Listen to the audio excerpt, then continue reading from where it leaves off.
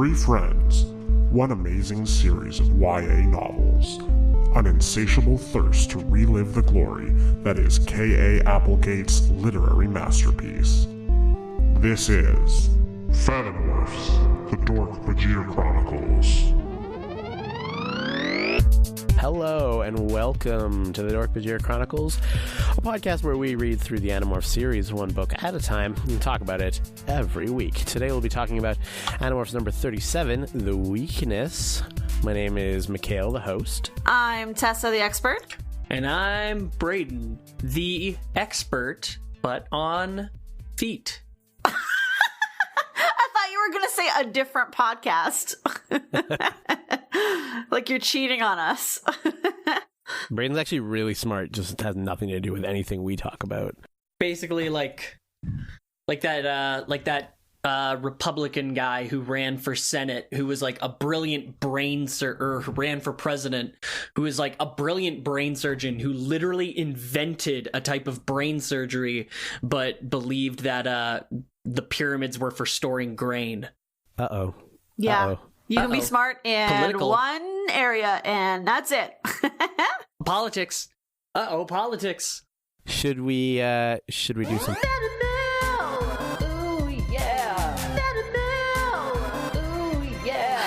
First up, we got a fan mail from Matthew James Ferrantino to our Facebook page. He talks about the Animorphs as James Bond characters. Jake would be Q. Marco would be Goldfinger. I almost called him Golden Finger. Like that's like Littlefinger, but for gold? I don't know. Rachel would be Octopussy. Tobias would be Bond. James Bond. Axe would be Dr. No. And Cassie would be, I don't know, somebody.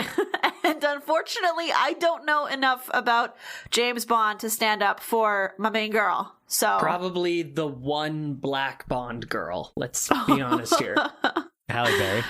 Oh, yeah, I guess there was also Halle Berry, but like one back in the 70s with the fucking sharp ass hair and the choke me out arms. Cool. I don't know enough about Bond, unfortunately. Oh, and the Dr. No joke is because of book 8, where Axe could only say yes and no, and he ended up telling Marco's dad that his name was No, because he just went yes, no, Oh, right. to any of the questions that were asked. Yeah. So, yeah. That's some great stuff. Second piece of fan mail comes in hot, like 2 days ago on Instagram from @Sequins and Sequoias, who called us out on our TV show episodes. They say, hey, so I just started listening to your podcast and the TV show episodes.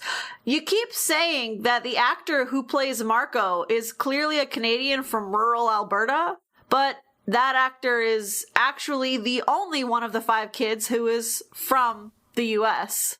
So I mean, I appreciate corrections. Let's... you know what? I do appreciate corrections. I will admit I'm not the biggest expert, but I am the biggest expert on this podcast. Okay. I feel like I haven't done a summary in like years. Forever. Because we did the TV show episodes where Jared, because he's a diva, that's part of his contract, he has to do all the summaries. So the last summary you did was for book 35.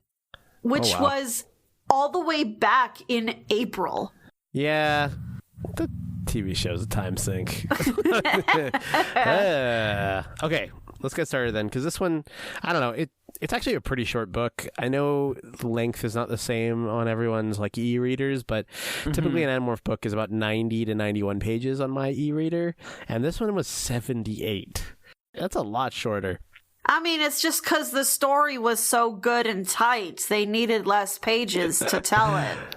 And half of this was super filler anyways, so yeah. Let's get into it. Yeah. So the book starts, and so it's a Rachel book. We find out right at the beginning that Jake is on vacation. It almost seemed like it was going to be a goof for a second, and it totally wasn't. Jake is not here. We can probably assume that he's somewhere without a phone, and there's no cell phones yet. So for all intents and purposes, Jake is not in this book. It was some kind of visiting family that's not also Rachel's family, I think. But it's also the family that lives in the mountains in a shack. That's the beginning of a creepypasta right there. So the first piece of plot we get is that Tobias has found yet again where Visser 3, for some reason, is eating grass. Like his Andalite body is eating grass. Yeah, they've got to feed his Andalite body. Yeah, cool. Like our astronauts. Yeah. Astronauts have food in Earth technology. You don't. Okay, fucking whatever. It's okay. The Yerks don't have paper. They're not going to be able to know how to grow grass. Come on. Not canon. That was not canon. Jeez. It's basically canon. So they decide, of course, like last time, we're going to try to fucking murk this guy. Well, I don't know if they actually say kill, but they definitely say, quote unquote, get him. Yeah. The way to do that. Take him out. Yeah. I don't totally understand why they chose Cheetah as their morph. They're like, we need speed. We need to get in and out. And it's like, cheetahs are like sprinters, though. And you're going to be in the middle of the woods. Anyways, they do that thing where they all get the cheetah morph, but we don't see it happening, which is like, how they did do that a lot more that? lately. Yeah, but for some things it makes sense. Like a whale, it's like, yeah, or a dolphin, it's like, yeah, okay. A fucking cheetah, come on. The thing is, though, they did show us them touching the whale and the dolphin, and that's a cool moment when they have to, in book 16, where Jake has to sneak into the zoo to get up on a rhino so that he could go break into Bill Gates' house. I love those hijinks. I don't want to see them. I don't want to skip over them. Also, this book could have used more filler. This book, they needed to let you know that there were 2 hot body models, or instructors at the World Health, and they needed you to know. Wait, whoa, you're getting ahead of yourself. Getting too ahead. You're creating filler for our episode almost in a meta sense. Yeah. Okay. So they get to blah, blah, blah. There's a little, travel describing morphs for 5 pages. Who cares? I skip that stuff now when they describe them morphing. I don't know. I get it. I did when I was a kid rereading it, but I'm trying to read it now just because they are described differently. And as we get into the later books, sometimes they'll sneak bits of actual scene work into the description of the Yerks and what Yerks are. My jaw distended. My legs became long and lanky. 9/11 was an inside job. There's little treats hidden in there. Yeah. My legs melted like steel beams couldn't with jet fuel. Okay. My esophagus disintegrated just like a whole plane could never do. So they hit Visser 3 while he's eating, as expected. It seems like it's going to work for a second. Obviously, there's Dork-Bajir there, but the cheetah are faster than all these things. But they get foiled by what I've dubbed as the Garbage-tron. I think it's actually Garatron. I think it's actually Garatron. All you guys need to know as listeners is that it's basically a B-rate Sonic that looks like an Andalite. They keep on describing it as a blue blur. Yep. Because it moves so fast. One quick thing. These kids were already getting their asses handed to them by the Dork-Bajir a little bit. And then they were like, let's escape. And then the big fast Sonic Man came in to totally wreck their shit. Like you said earlier, why did you choose Cheetah? Their endurance is a fart. Well, I think the idea was they would all hit Visser and then drag him away. And to be fair, the Visser probably wouldn't want the Dork-Bajir firing lasers while he's right there. Yeah, that makes sense. There's something to it, but I feel like a mix of morphs would have made more sense. Anyways, whatever. We can talk about that later. But so this guy, this Garatron thing that looks like an Andalite, except if the tail blade had no blade, just his tail. He does have a tail blade. Okay, wait. The head is shaped like a bicycle helmet, which that was the worst. Ridiculous.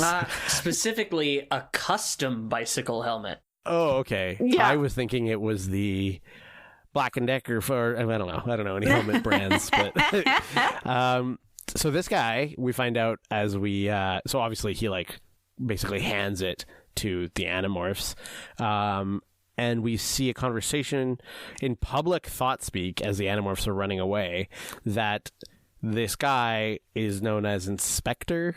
I think he's got a name. I didn't really remember it, but he's a prospective member of the Council of 13.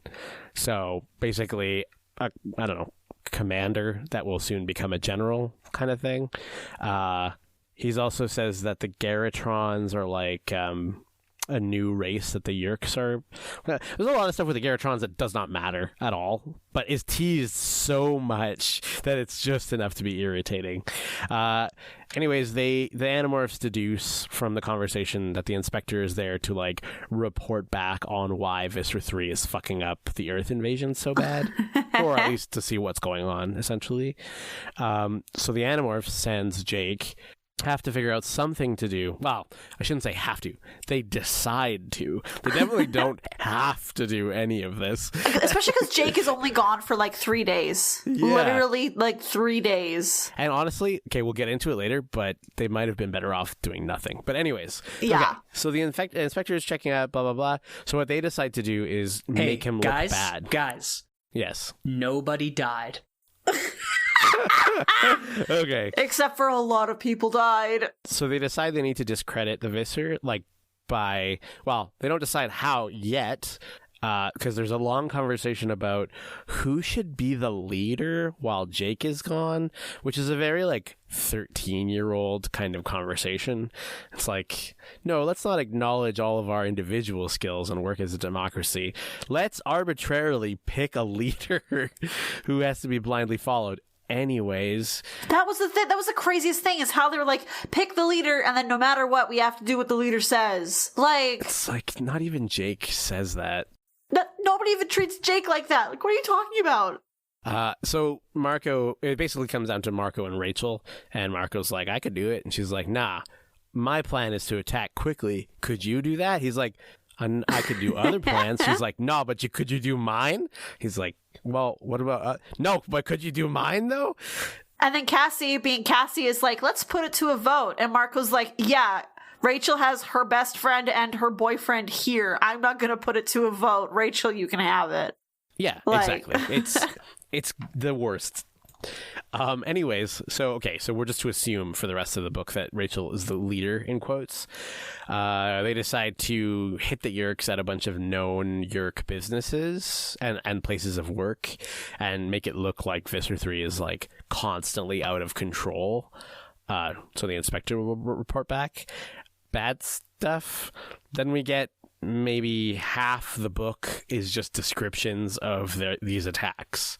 Like, the first one is the TV station. Actually, the only one that's like actually really relevant is the TV station, because blah, blah, blah. They go in, they do battle morphs from the beginning. There's some arguments over like whether or not they should do stealth. Yeah. And Rachel's like, no stealth. Let's just go. So they go and they don't know what's in there. And there's like a bunch of stuff that would have been really useful to know about. Yeah, so there's a tour by some... So, and to be clear, all these businesses are like, it's assumed they're run 100% by Yeerks, basically. Yes. That they have figured out the Animorphs outside of book time, what we would call in D&D downtime, have been figured out to be controllers. Yeah, so the first place they go is this TV station where they fuck shit up pretty bad. Axe knocks down the signal even for the station, but there's a tour happening, like a guided tour, and there's an old man on the tour, and it looks like he's like dying, not from being slashed up or like knocked over by equipment, but just from like fear, essentially, because of these like giant grizzly bear and wolf and shit in this TV studio. Also, the fact that he sees a literal alien, because for every single one of these hits, Axe is in his Andalite form. Yeah, I don't know. I mean, there's a lot to say about like why people have heart attacks and whether or not this could cause one, and I don't know. Anyways. Yeah, that's fair. Maybe it was because of the grizzly bear. It does not come up at all that he's like showcasing his alien body, which is another hit to this book. It's too bad because it's written by what's her name, Elise Smith, who also wrote number 30, which I really liked. Oh. Wait, no. Is it 30? Yeah, 30. The reunion? The reunion, yeah. That's the Marco book with his mom. Wow. Okay. So this one just took like a huge... Like 30 was a solid book, and this one was like a great big dump. Yeah, this is pretty bad. The TV station is also where we find out that where people are like, "Hey, did you?" The Animorphs are like, "Hey, man, I think we like might have killed that old man." Rachel's like has a second where she's like, "Oh, that's probably bad," but then she's like, "No, fuck it, this is war," and just I don't know. We'll talk about it later, but the inner conflict stuff is really shitty. So the next hit is the Yerk bookstore, where, again, they just trash it. Marco does, like, he's doing something where it's like, look it up in this encyclopedia, and then he, like, scares the shit out of this kid. That seemed like they glossed over that, but it was actually, like, pretty terrible. But hey, the next one... nobody died.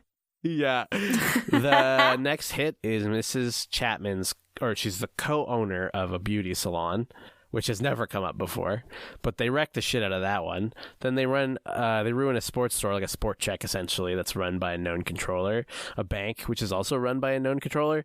And then, if I'm not mistaken, they're just like, hey, is that Chapman walking into a cigar shop?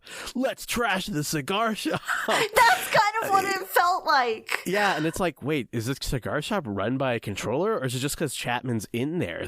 Like, was this just like an innocent dude? You just trashed his store? Hey, nobody died. Also, I guess Chapman smokes?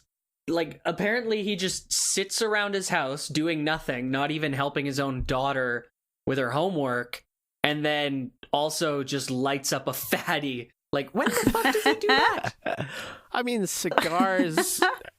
I guess... I don't know. Whatever. You can light a cigar while you're staring at the wall and enjoy it just fine. Yeah, and, like, later, it'll make your food taste good, better at dinner, and you'll be like...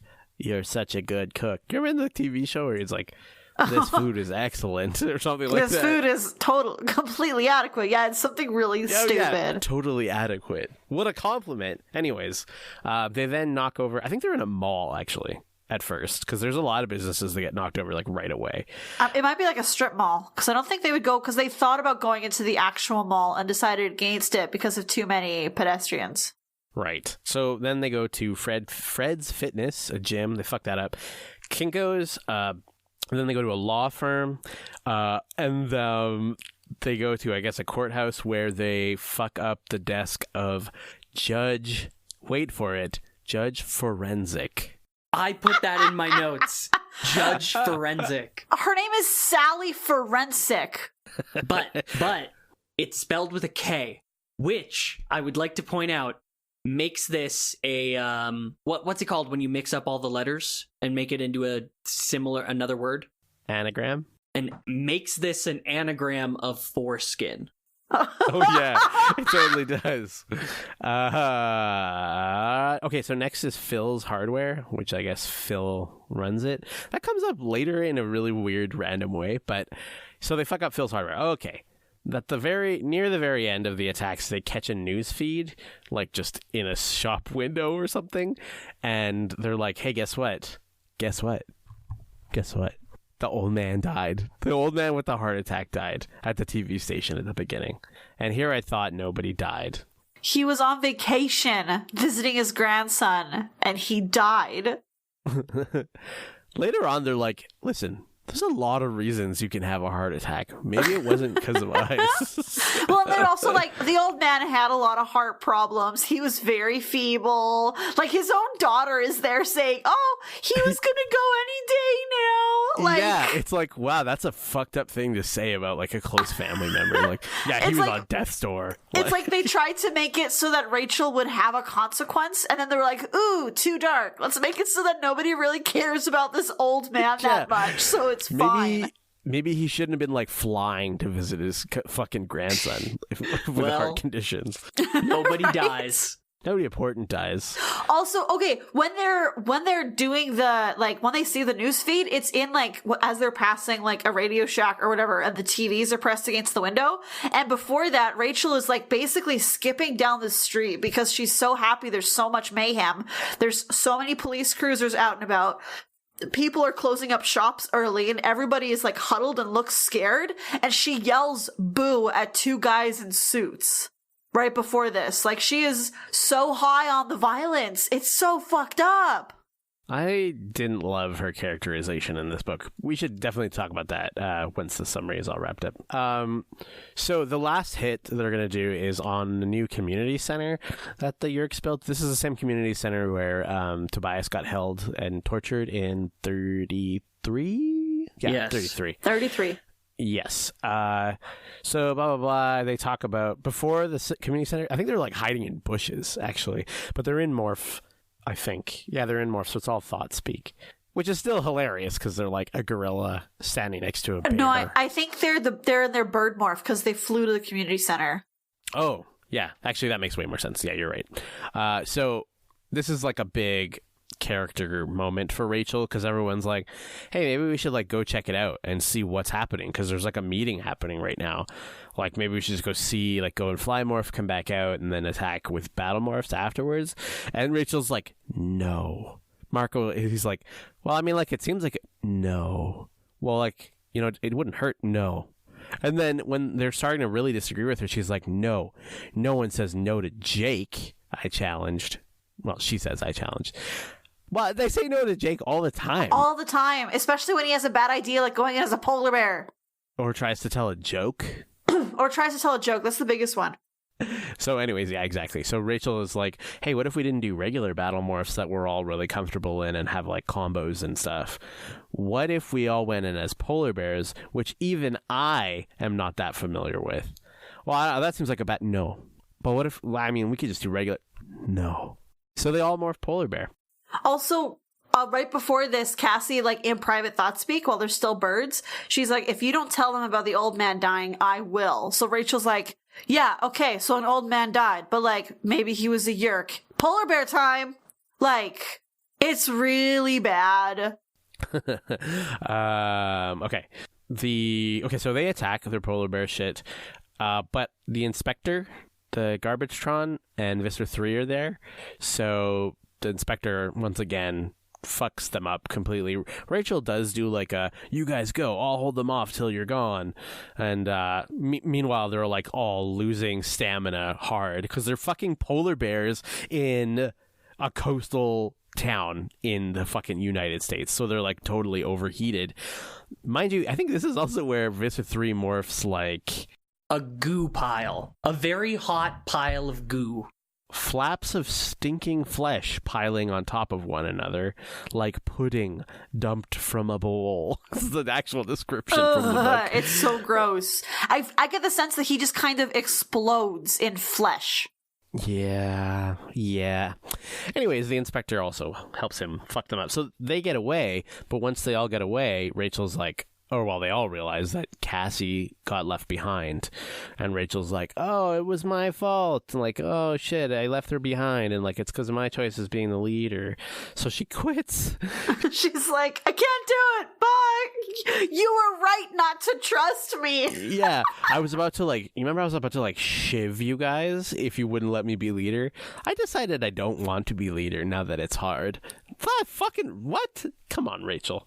And also everyone's like, no, you have to be leader. Figure out how to get us out of this. Like, they don't even think of their own ideas. They're like, this is on you.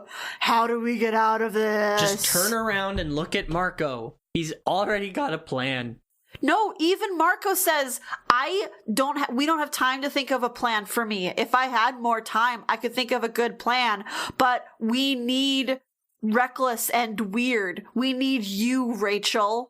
Which is also just like, we don't need intelligence, we need violence. It's like, yeah, but you're all capable of that. Like, you're not all capable of coming up with a cool plan, but you're all capable of just like being stupidly violent, right? Yeah, no, they've all done incredibly violent things at this point. It's not out of their wheelhouse. I don't know. Anyways, so they all go back. Oh, yeah, sorry. They have to go get Cassie. Obviously, Rachel has a little character building moment where it's like, okay, maybe I am the best person for this job, blah, blah, blah. Tobias is also like, no, you were wrong.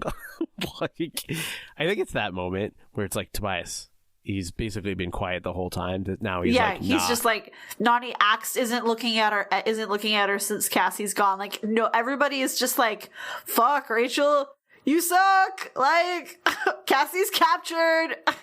Sucks. They come up with a plan to infiltrate the Yerk pool once again, but they can't think of a good entrance except for a new building that was put up not that long ago that Tobias is like, yeah, this is pretty much guaranteed to be a Yerk pool entrance, and one where you can like land a blade ship inside of it, because it was built by Yerks. So like the building's essentially hollow and has like a big opening on top, like a door essentially on top that you can get planes into, or bug spoilers. Fighters. Yeah, they talked about bug fighters. So Rachel's idea is steal an airplane. They go to an airport, which apparently is closer than this new building, which is like, I don't know where your airports are, but fuck, they're not usually like right in the city. Right there. They said it would take half an hour to fly to the new building to save Cassie, and then half an hour to fly back.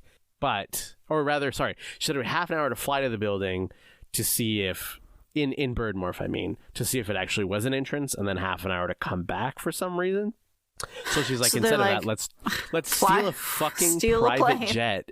And she's like, oh, it belongs to Phil. And I believe that's a reference to Phil from Phil's Hardware. Oh, that's what that was. It was like, I saw the name on the plane, Phil Ludgater. I did not feel bad about stealing this plane. And I was like, okay, who is Phil Ludgater? Like, is this some famous man from the 90s that I don't know about?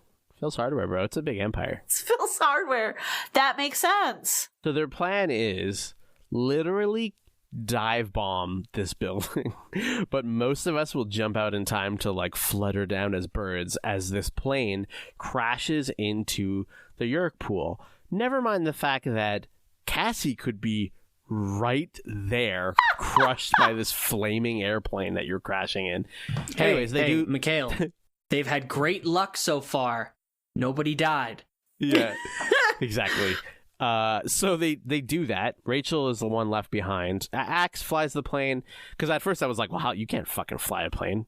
There's even a moment where like, so they let Axe fly the plane, but there's a moment when they're on the runway and he's about to take off, and then a deer walks onto the runway. And he dodges the deer? And then he's like, now we don't have enough space to, like, clear to get up. And it's like, well, fuck, this was pointless, like, tension that we didn't need. Also, who's running this airport? How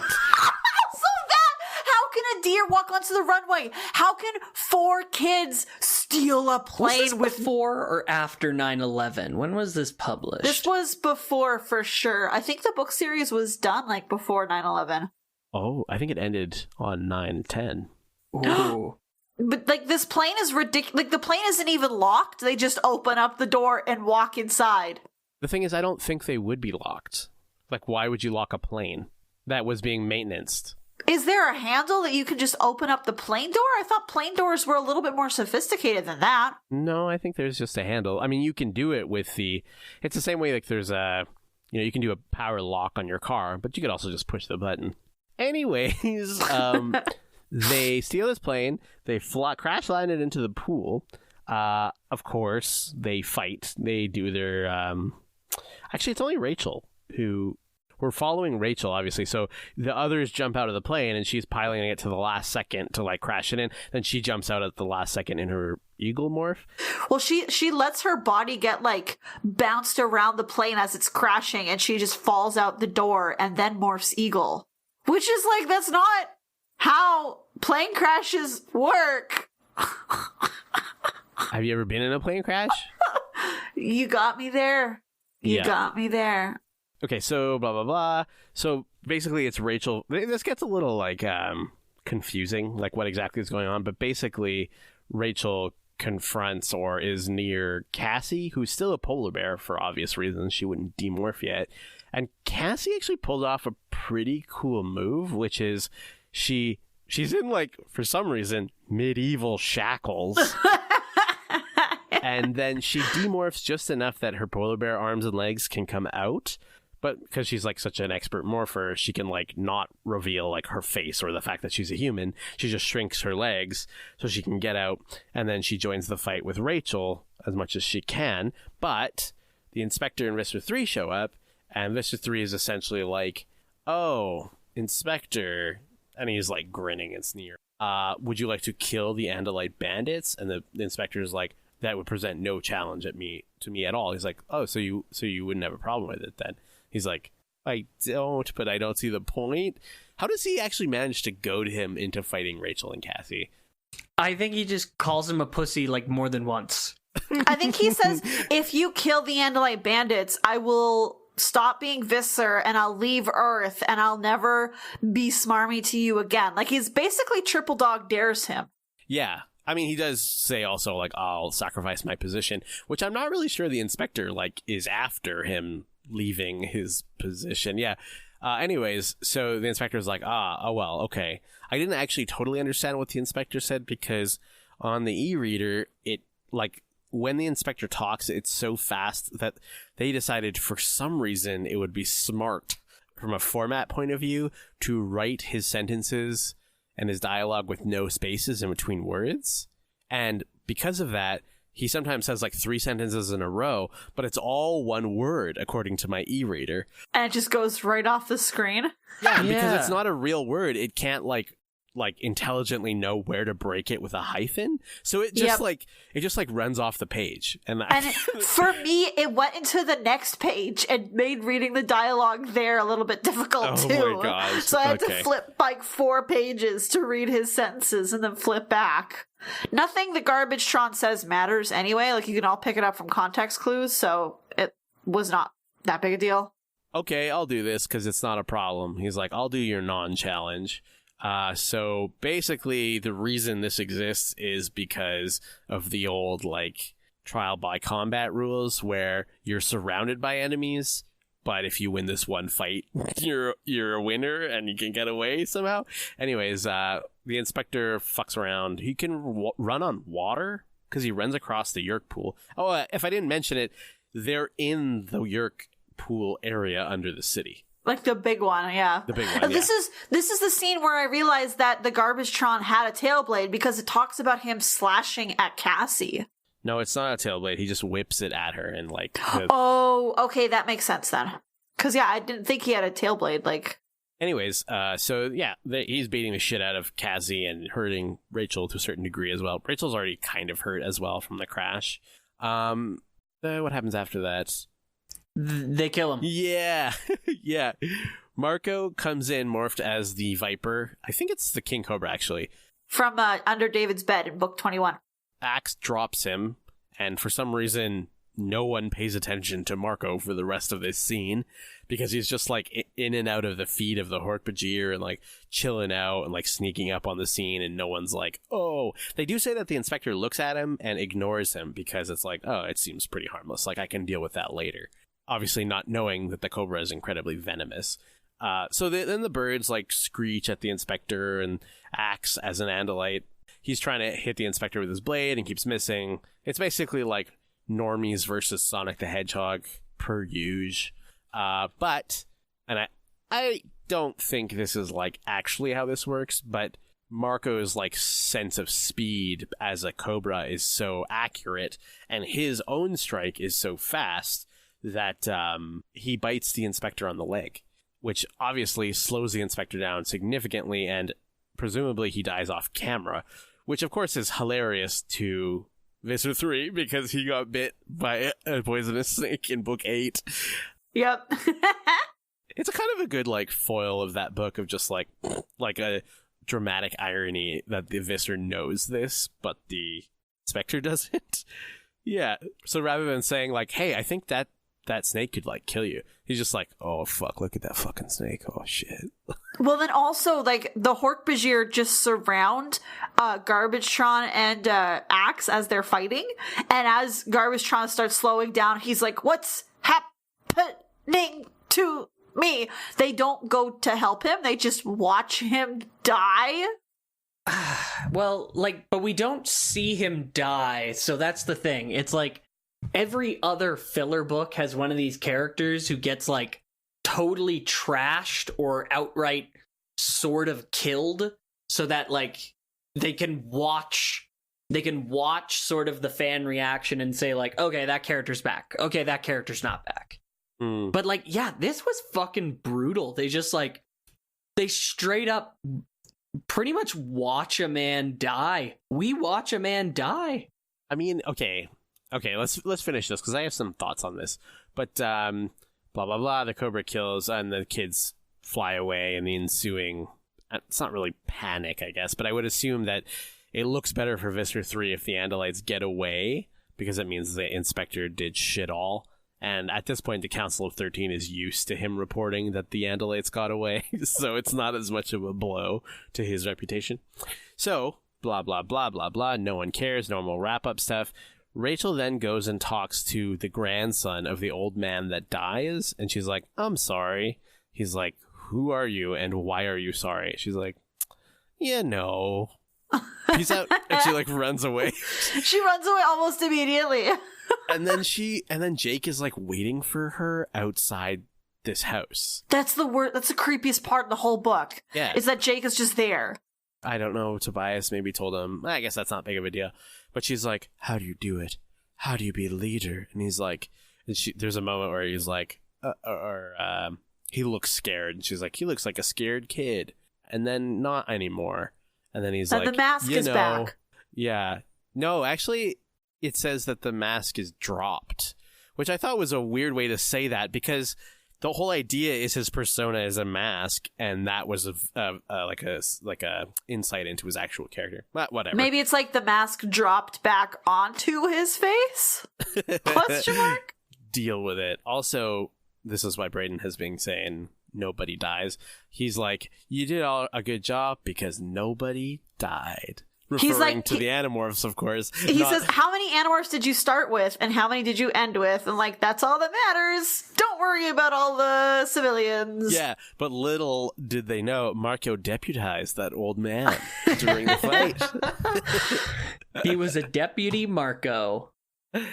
Okay, I just want to, since we're already at the end part of the plot, that was the end of the book, by the way, I just want to say, I think the fact that the Inspector died fighting the Andalites is horrible, because all it will do is lend credence to Visser 3's complaints that like they need more help on Earth to defeat. It's just gonna make their job so much harder.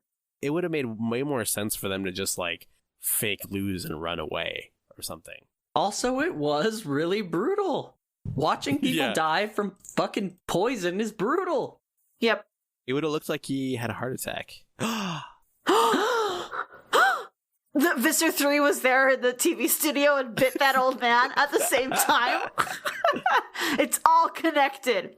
Okay, right off the top, can I say there are a lot of complaints in fandom spaces that I've heard that this book is a bad book for Rachel because of how it characterizes her. So I just want to ask, how'd y'all feel about crazy mean Rachel, who got super high on violence and kept talking about heroes and warriors and kings? I didn't really engage with it. I felt like the narrating voice was just sort of all over the place. Like it was just that, and then I felt like it was never resolved until like the end of the book, where she was just like, Jake, how do you do this? And he was like, don't worry about it. Yeah, he kind of like pats her on the head. Yeah, and it's just like, no, the solution is, don't worry about it. Essentially. He's just like, I don't think about it. It's like, dog, we know from your Maybe books you that you should. think about it. And also, what does it, I don't know. He has a very warped idea of what a leader and like what respect looks like. I hated it. Rachel is so obsessed with being leader. But in a way that doesn't make any sense with her character. Doesn't make any sense. Just like, nobody tell me no. Like, she's like a spoiled 5-year-old on their birthday. Before, she was like, I'll follow orders as long as you guys recognize that I'm the heavy. Like, I'm the tank. Just use me that way. She's never once been like, Jake, your decisions are dumb. Here's my plan. It's like, no, that's not your job. That's Marco's job, and maybe Tobias's job, and maybe Axe's job.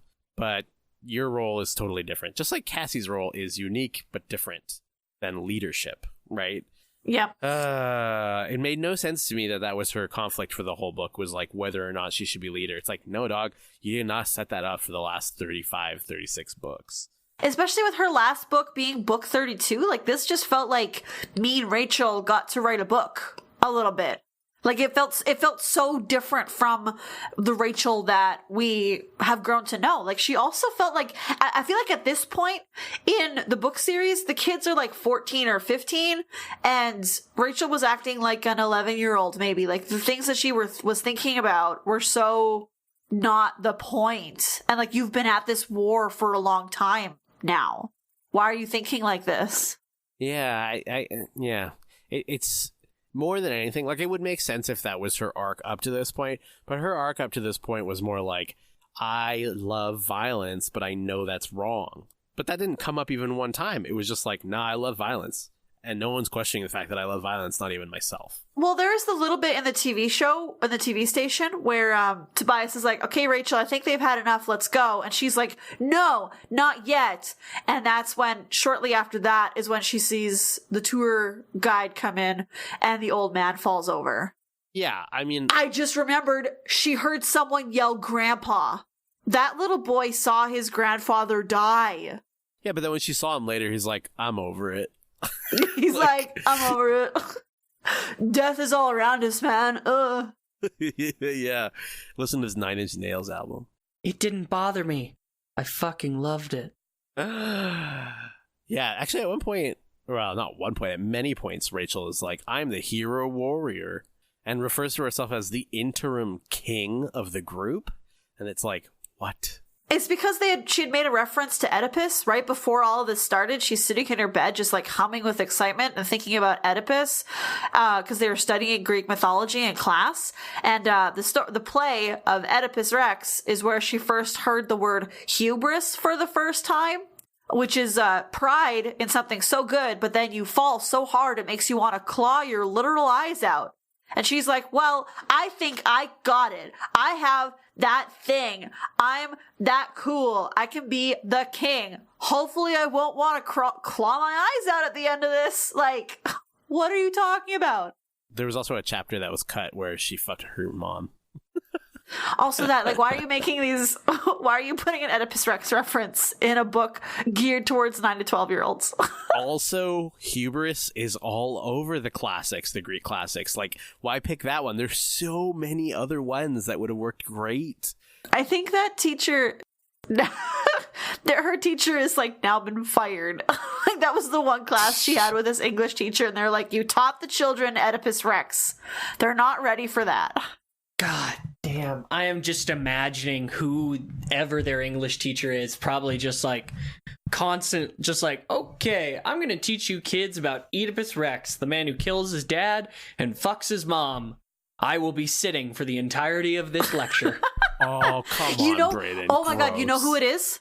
It's that cricket-eating motherfucker from the TV show. I thought he taught science.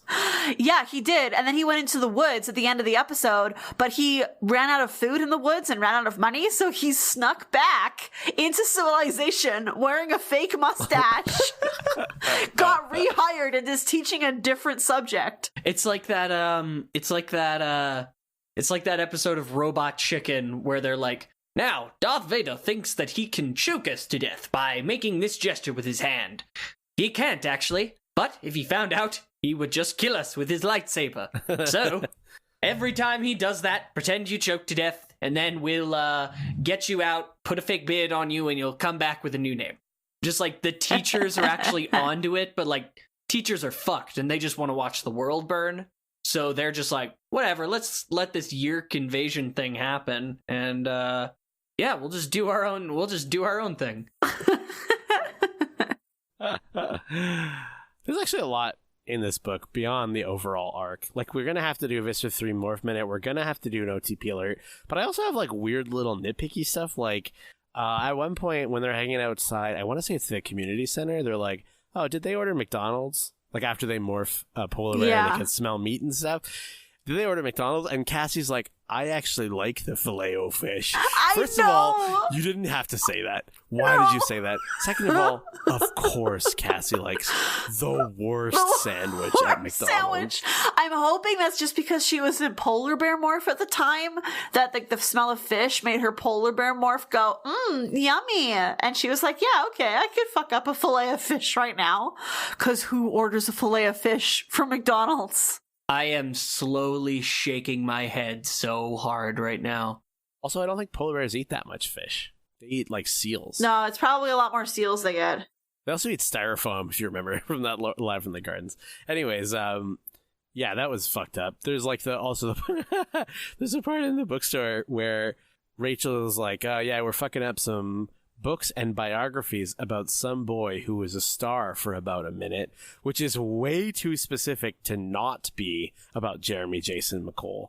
Oh shit, it totally was, and she was hurting on her crush with him being a bad dude, so she just was like, there's a line in the bookstore where Cassie is just like, this feels so wrong. Bookstores are like church. And I'm like, hell yeah.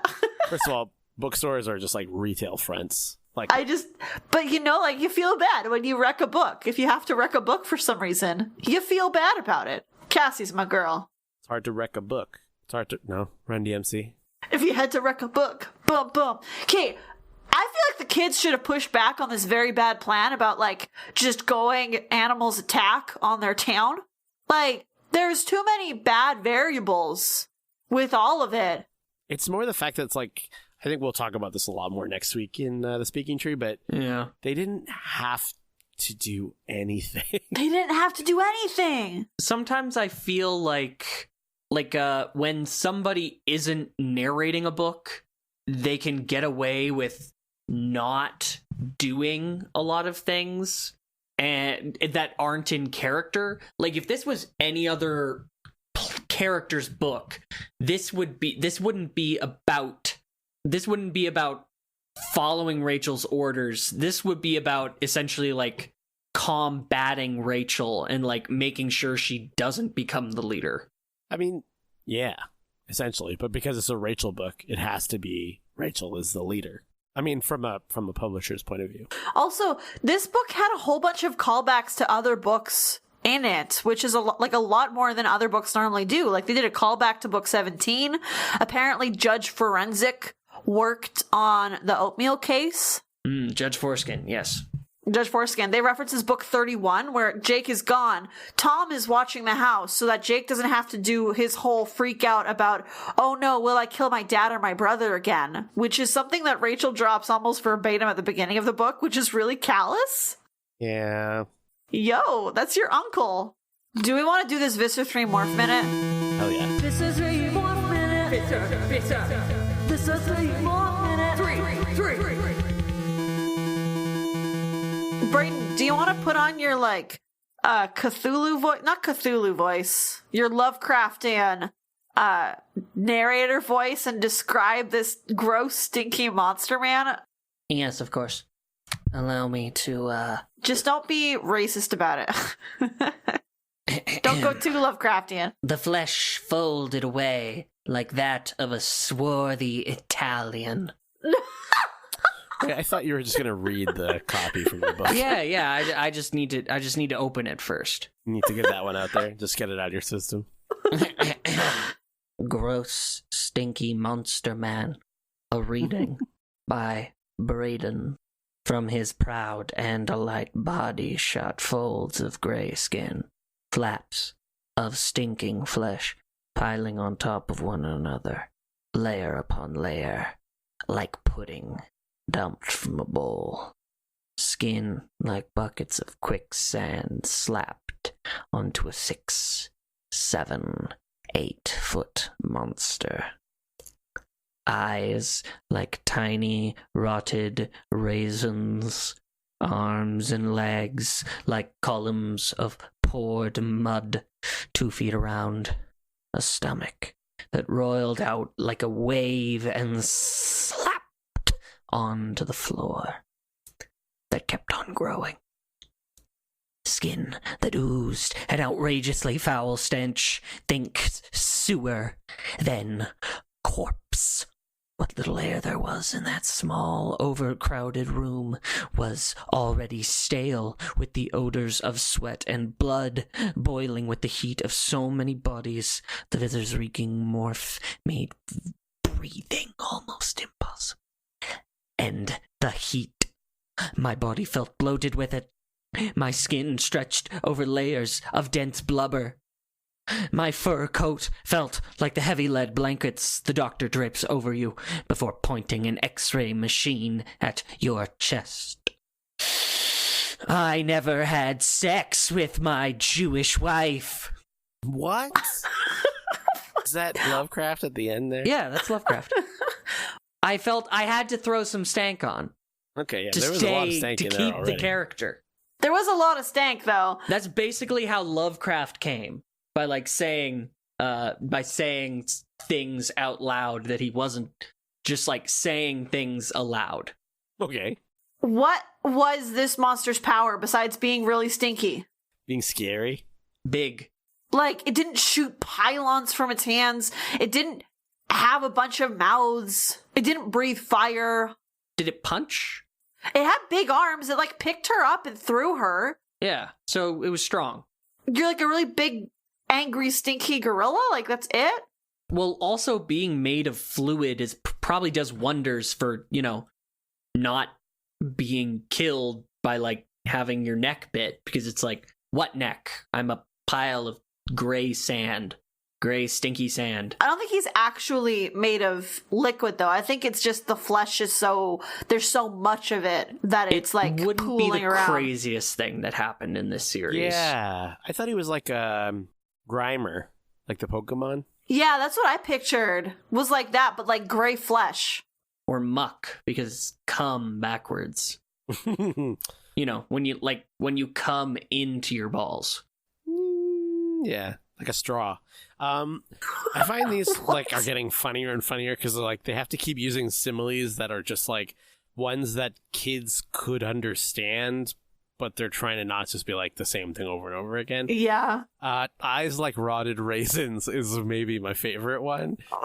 Eyes like lotted raisins. What was the other one that I wanted? The lead blanket that the doctor drapes over you with the Yes. x-ray machine. That's like a lot. Just say it's heavy.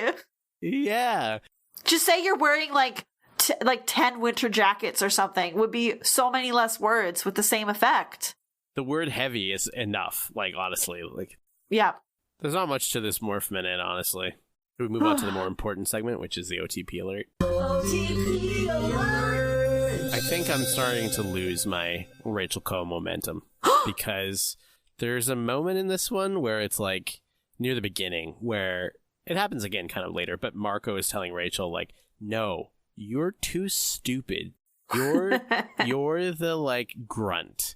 Leave the leadership to other people. And I'm like, yeah, that's like way beyond teasing. That's like there's no way that you're like worried about someone's feelings when you say shit like that.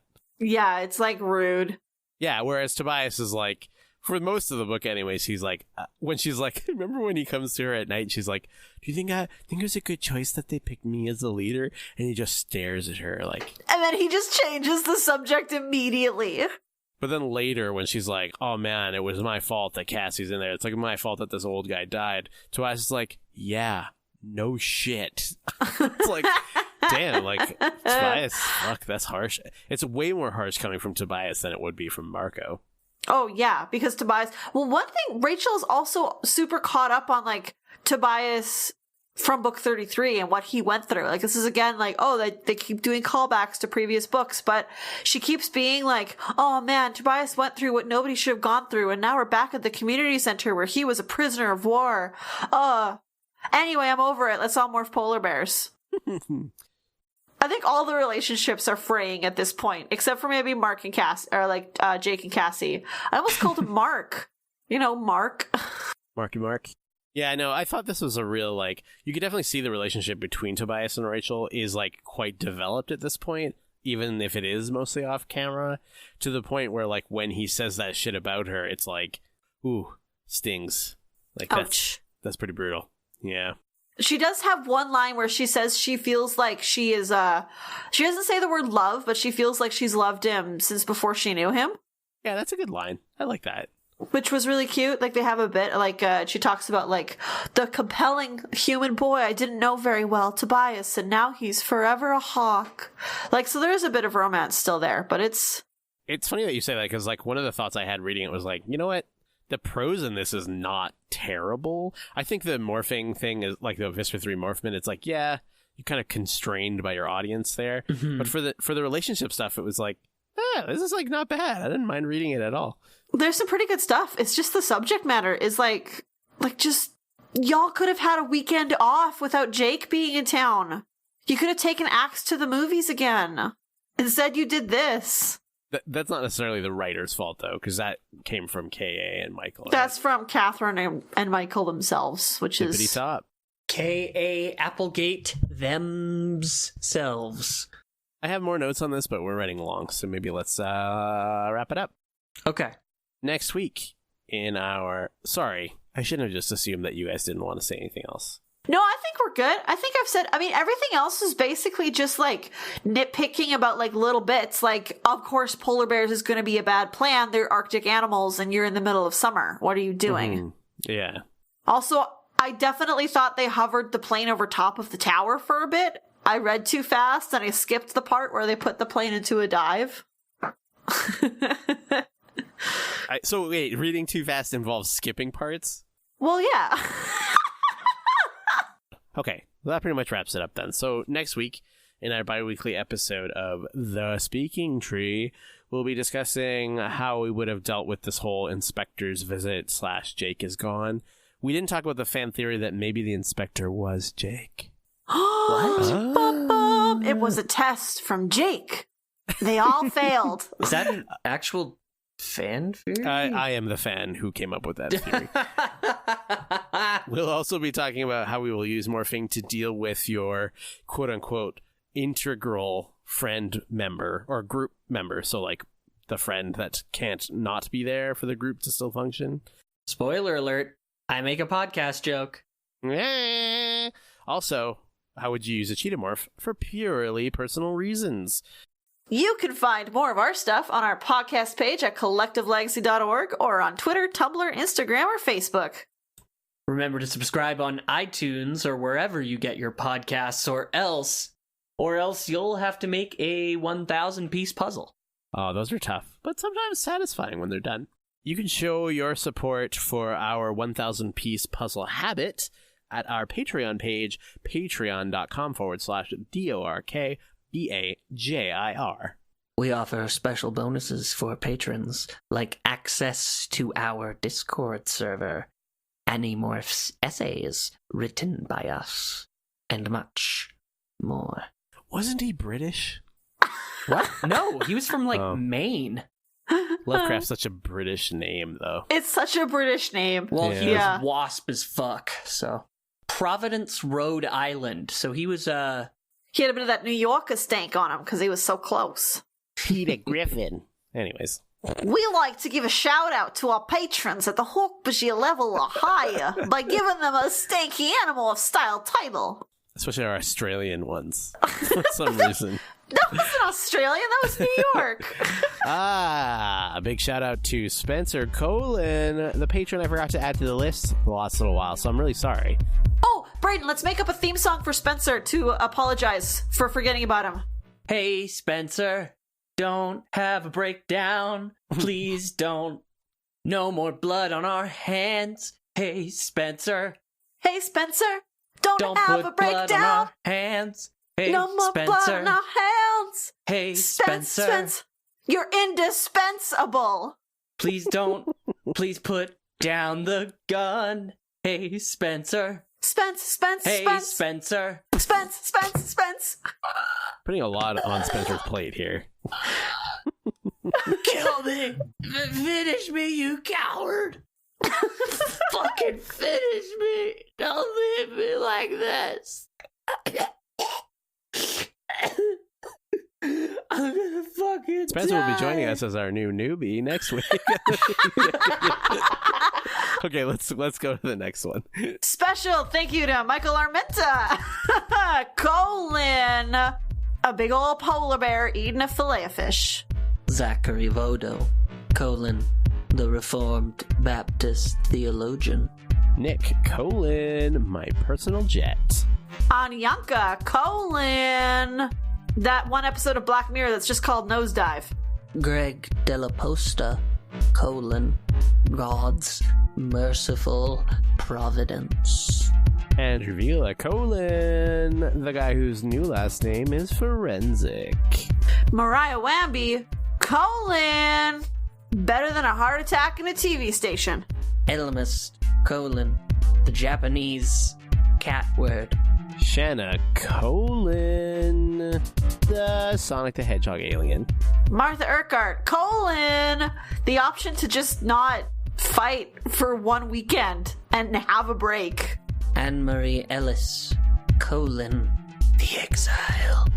Steam Driven, the Australian accent. For the Fanworth, my name is Mikhail, the Australian. I'm Tessa, the New Yorkan. And I'm Brayden, the Rhode Islander. And this has been Fanimorphs, the East Coast Chronicles.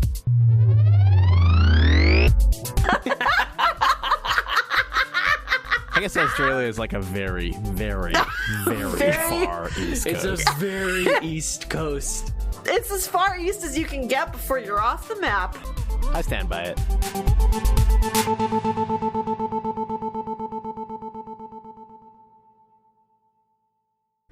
Hi, hello, welcome to the ad for the show.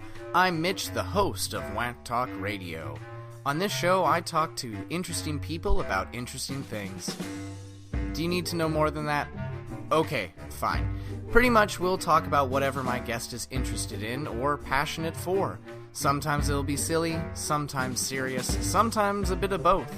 Whatever the topic is, hopefully we'll find a way to make you that much more of an expert about it.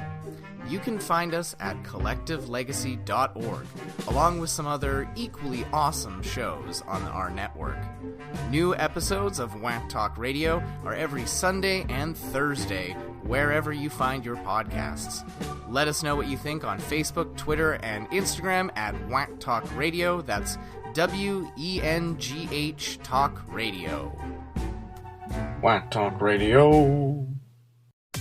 Brought to you by Collective Legacy. a podcast network.